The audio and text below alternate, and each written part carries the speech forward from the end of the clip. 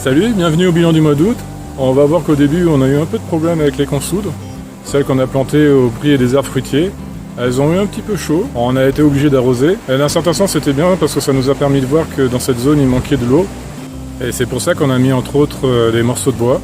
C'est pour garder la fraîcheur au sol. Mais normalement avec ce système on n'aura plus besoin d'arroser les prochaines années. On va transplanter aussi des poireaux perpétuels. Alors on les a jamais trop vus parce qu'en fait il n'y en avait pas beaucoup. Au début on n'avait qu'un seul plant.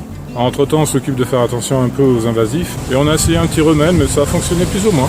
Et en ce moment aussi on a pas mal d'entretien au niveau des haies, tout ce qu'il y a autour du jardin. Et ce qui est bien c'est que ça nous sert aussi pour la couverture du sol, pour les buts. Et les températures commencent déjà à rebaisser, on est déjà obligé de ressortir les polaires. Et on voit aussi que le temps est pas mal changeant. On a beaucoup de coups de vent, beaucoup d'éclaircies. Oh, il faut composer avec tous les éléments. Une chose qu'on a remarqué cet été avec la consoude, c'est qu'elles avaient tendance à avoir les feuilles qui tombaient.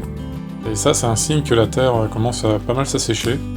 Et justement, comme on avait du bois mort qui traînait qu'on savait pas trop quoi en faire, des grosses branches, on va s'en servir ici pour faire un genre de couverture au sol. On va mettre ça entre les consoudes et la mélisse. Parce qu'on a mis de la mélisse aussi, il y aura des troncs des fruitiers. Bon, c'est juste pour avoir un petit effet répulsif contre les fourmis. Ça a pas mal réduit, mais on en aura toujours un peu qui viendront. Bah, le bois entreposé comme ça va pas agir cette année, mais au fil du temps, ça va tout doucement se tasser. Et déjà là, ça va garder plus la fraîcheur au niveau du sol. Ça prend un peu de temps pour bien entrecroiser et puis mettre un certain nombre de bois.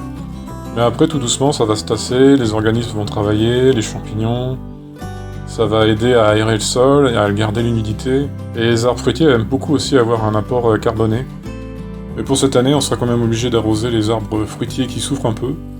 Voilà, on voit déjà les feuilles qui se sont bien redressées après l'arrosage. Et à force, il n'y aura plus besoin. Bon, on se retrouve à présent à bord d'une butte, dans le potager. Et j'en ai jamais trop parlé, mais on a du poireau perpétuel au bout de la deuxième butte. Là, juste sur le bord, on voit du thym. Mais par contre, ce qu'on peut constater, c'est que la terre dans cet endroit est encore trop dure. Alors, le début août, c'est la bonne période pour diviser les poireaux perpétuels. Déjà tout le mois de juillet, ils ont pu donner de nouvelles tiges. Et on va aller chercher tous les bulbis qui se sont formés à partir d'un seul. Là, on voit, il y en a à peu près 8-9, à peu près 6 bien formés. Et à la base, on n'en avait planté qu'un. C'est intéressant avec ce genre de poireaux, c'est que ça se multiplie vraiment bien. On va les replanter sur 2 rangs, espacés d'un peu plus de 20 cm. Et toute l'année on en a, sauf l'été en fait. On a juste à couper les tiges. Et c'est assez fort, faut faire attention, faut pas en mettre de trop. Quand on les cuisine en soupe ou à mélanger avec des pommes de terre à la poêle. Et là, cette fois-là, je vais vraiment mettre l'accent sur le BRF et après une petite couverture de fougère pour le protéger. Et normalement, ça devrait aller. Et quand ça repousse, les feuilles de poireau perpétuel passent assez facilement à travers la couverture de sol.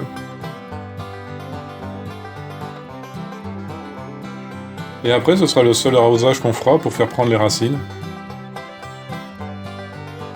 Un peu plus haut, à côté, il y a les brocolis, où ils se font un petit peu envahir d'altis. Et je vais essayer une solution de sureau. En ce moment, on a pas mal de fruits. C'est aussi bon à manger que ça peut être utilisé aussi en anti-répulsif.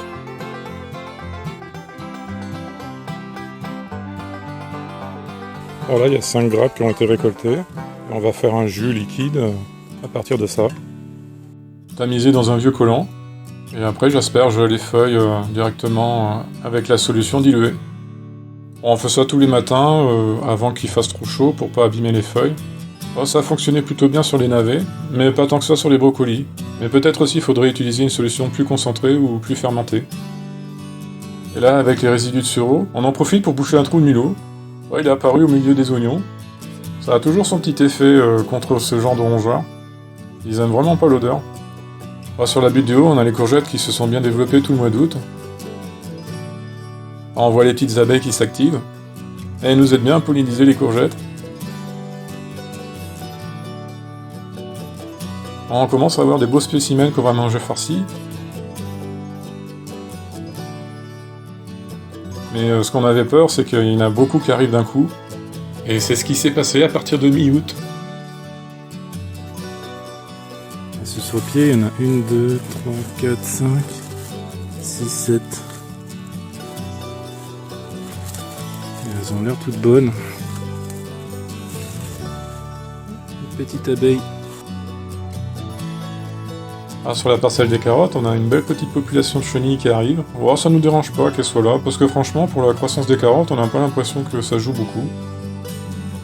Et ce genre de variété de papillons, il faut vraiment essayer de les préserver parce qu'on n'en a pas beaucoup dans les jardins. Les macarons. Mais des fois, ça nous arrive aussi d'en dépasser une ou deux. Ah, par contre, celle-là, je suis obligé de l'enlever et de la mettre ailleurs, parce qu'elle s'acharne sur un seul plan, et il reste plus grand-chose. Allez, viens. Elle fait les petites cornes de défense. Ça a une odeur assez particulière. Allez, viens. Alors, je vais la mettre sur un endroit où il y a beaucoup plus de carottes.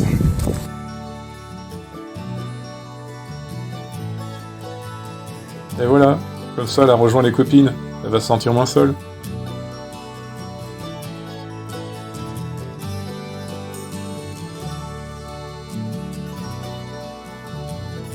Alors dans la serre, on a quand même quelques réussites. On a le concombre qui commence à bien se développer. Et je pense que le plus gros concombre, là déjà il est trop gros, on va le laisser jusqu'à la mort du pied. Et on espère pouvoir récupérer les graines. Et on arrive à le faire grimper comme on avait voulu. Là on a les pieds de tomates qui végètent un peu. Peut-être qu'elles mûriront si jamais le mois de septembre sera chaud. Et les petits poivrons aussi, ils ont du mal à grandir. Et ils grandissent tout doucement.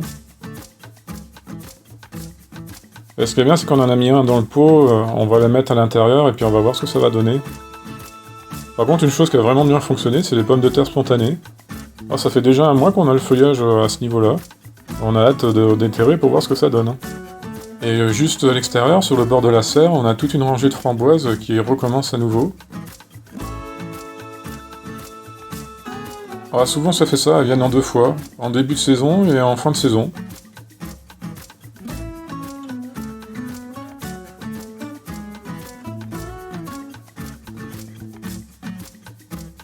Alors le mois d'août aussi, c'est la période où on récolte les haricots verts. Là j'en ai fait un tout petit peu de ce que j'ai réussi à sauver d'en bas de la butte. Là ça permet de goûter une nouvelle variété qu'on n'avait jamais fait. Et peut-être que l'année prochaine on en fera beaucoup plus, dans de meilleures conditions.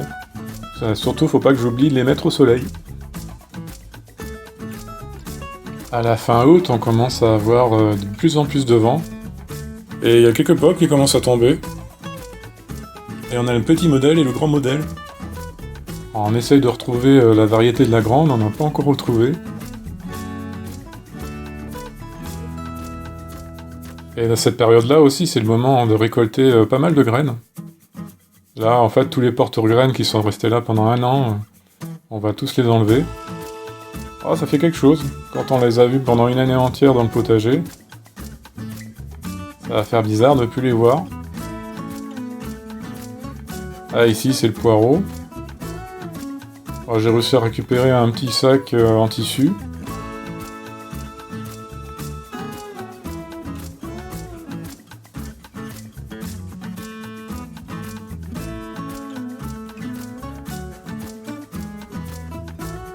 Et bien sûr, le poireau qui reste, on peut pas le manger.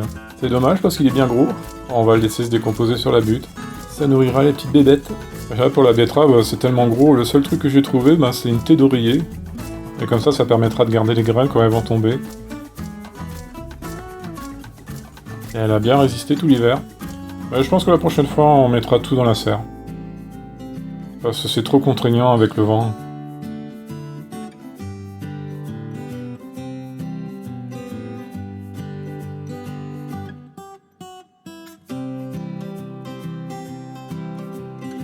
Ça a été un beau spécimen de betterave, qui fait à peu près 1 kg, mais ça aussi c'est pas mangeable. Cette période de l'année aussi, c'est le moment où on fait la taille de haie. Et là on a des beaux petits rameaux qu'on n'a même pas besoin de broyer, parce qu'ils vont se décomposer tout l'hiver. On n'a pas besoin de découper ça en petits morceaux. Et ce genre de couverture qui est assez longue, je mets ça sur les buttes où il n'y aura pas de petits légumes. Au cas où tout s'est pas décomposé parfaitement. Parce que des fois ça peut arriver qu'il reste quelques tiges. Il y a la mélisse aussi à l'intérieur du potager qu'on a commencé à tailler. Là on voit au milieu de la butte. Et il nous reste à faire aussi toute celle qui est le long de la grande butte. À côté des carottes et puis des poireaux. Mais là cette fois-là je vais moins la raccourcir, je vais garder un peu de feuilles. dans cet endroit-là, elle gêne pas trop. Et comme il y a encore un petit peu de fleurs, mais c'est en train de se terminer. Par contre, faut faire attention, c'est que ça attire énormément les papillons empiriques de choux. Mais ça peut être une idée aussi d'en mettre dans une zone, et de planter tout ce qui est chou beaucoup plus loin. Pas comme j'ai fait là en ce moment. Mais je pensais pas que ça attirait autant ce genre de papillons. Et c'est sur la taille de mes listes que je vais vous laisser. Merci d'avoir regardé la vidéo, on se dit à la prochaine fois, et à bientôt!